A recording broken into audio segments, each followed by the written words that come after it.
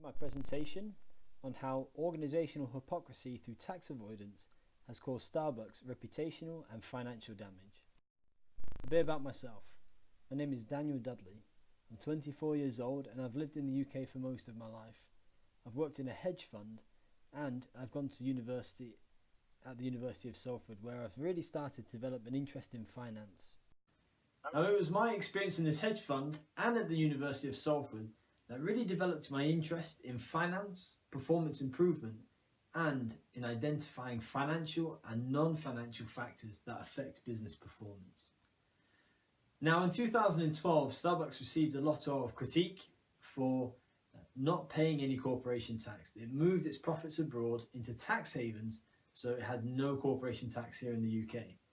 Now, I want to investigate how organisational hypocrisy by tax avoidance has damaged to Starbucks' reputation and their financial performance. Now, organisational hypocrisy simply is when a company promotes good values such as these: ethically sourced products, fair trade, working in the community. When it promotes these values but then does things that are in contradiction to those ethical values, such as tax avoidance, and this has been the outcome from those. Now, it's important to note that the scope of my research is only going to cover corporation tax, as Starbucks does pay income tax through its employees. They pay income tax, and also national insurance and VAT, they're all paid. So the scope of my research is only going to include corporation tax. The research methods I've adopted for this is a review of 2 academic reports all about Starbucks and their tax avoidance strategies and the effect it's had on the company.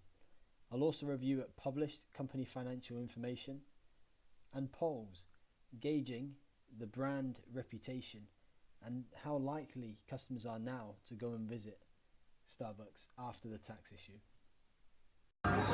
So, as I've mentioned before, I'm interested in finance and performance improvement, and Starbucks has had performance issues in the last couple of years, and I'm interested to know the causes of those. But just a bit about the company. In 1971, Starbucks opened its first store in Seattle, Washington, and then 10 years later, a man named Howard Schultz walked in, had a coffee and knew the potential of the company. He's now the current CEO of the company.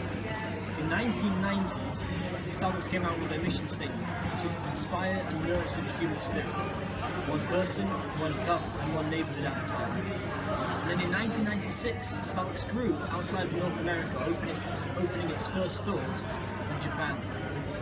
And then in 1998, they expanded into Europe. Now, Starbucks today is the largest coffee house in the world, with over 23,000 stores in over 60 countries, and has a total value of over $40 billion US. This topic is interesting, as Starbucks tax avoidance is a legal practice, but Starbucks is still trying to rectify the negative effects that occurred even up until this day. Now, I want to investigate the reasons this loss of business actually occurred. Starbucks promotes themselves as an ethical company, but this tax decision could be summarised on this grid as a legal but unethical decision. That is why I have set out to determine the damage caused by organisational hypocrisy. In order to effectively investigate how organisational hypocrisy by tax avoidance has led to damage to Starbucks' reputation and financial information, I've broken the research into aims and objectives. The aim being to investigate the effects on Starbucks' financial performance. And I've broken this into financial and non-financial objectives. The first being, what CSR and sustainability initiatives is the company currently using? To examine the change in market share, but also the change in total stores open. Also to analyse the change in reputation and how customers perceive the brand from before the tax avoidance to after. And then lastly, to really determine the financial impacts on Starbucks stocks and share price and on their company's financial statements.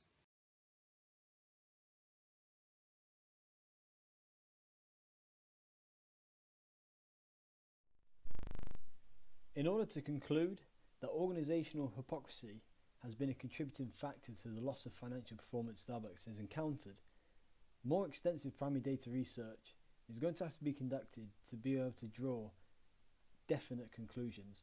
Although from the research that has been conducted so far, it is reasonable to suggest that organisational hypocrisy is possibly a contributing factor to the loss of financial performance. Thank you for listening to my presentation.